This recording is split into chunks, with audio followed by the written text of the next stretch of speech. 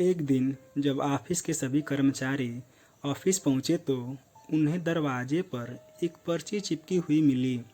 उस पर लिखा था, कल उस इंसान की मौत हो गई जो कंपनी में आपकी प्रगति में बाधक था। उसे श्रद्धांजलि देने के लिए सेमिनार हॉल में एक सभा आयोजित की गई है। ठीक 11 बजे श्रद्धांजलि सभा में सबका उपस्थित होना आवश्यक है। अपने एक सहकर्मी की मौत की खबर पढ़कर पहले तो सभी दुखी हुए, लेकिन कुछ देर बाद उन सब में एक जिज्ञासा उत्पन्न होने लगी कि आखिर वह कौन था जो उनकी और कंपनी की प्रगति में बाधक था। 11 बजे सेमिनार हॉल में कर्मचारियों का आना प्रारंभ हो गया। धीरे धीरे वहाँ इतनी भीड़ जमा हो गई कि उसे नियंत्रित करने के लिए सिक्योरिटी गार्ड की व्यवस्था करनी पड़ी।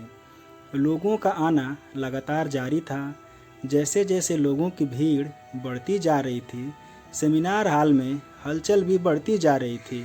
सबके दिमाग में बस यही चल रहा था, आखिर वो कौन था जो कंपनी में मेरी प्रगति पर लगाम लगाने पर तुला हुआ था।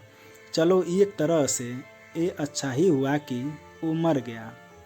जैसे ही श्रद्धांजलि सभा प्रारंभ हुई, एक एक करके सभी उत्सुक और जिज्ञासु कर्मचारी कफन के पास जाने लगे। करीब पहुंचकर जैसे ही वे कफन के अंदर झांकते, वैसे ही वे हक्के बक्के हो जाते, मानो उन्हें सदमा सा लग गया हो। उस कफन के अंदर एक दर्पण रखा हुआ था। जो भी उसमें झांक कर देखता, उसे उसमें अपना ही चेहरा नजर आता। उस दर्पण पर एक पर्ची भी चिपकी हुई थी, जिस पर कुछ ऐसा लिखा था जो सबकी आत्मा को झकझोर रहा था। उसमें यह लिखा हुआ था कि केवल एक ही इंसान आपकी प्रगति में बाधक है और वो आप खुद हैं।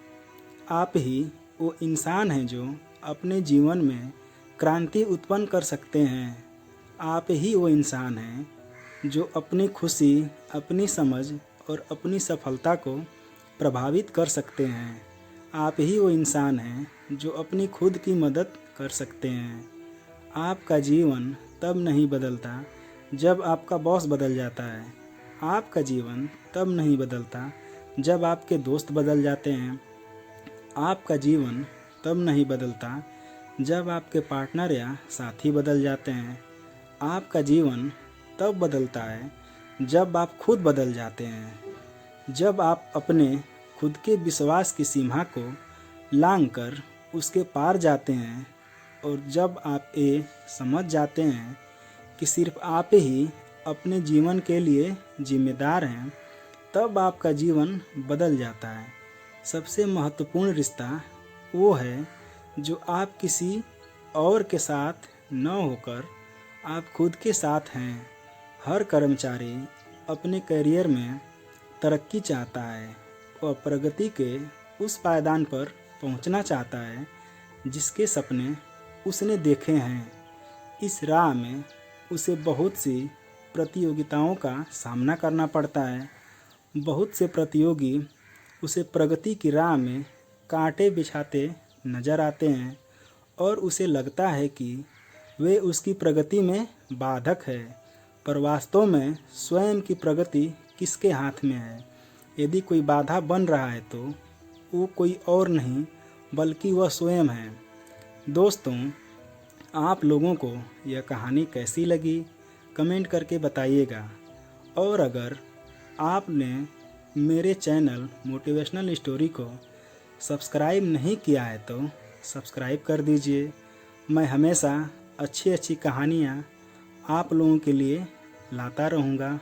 धन्यवाद।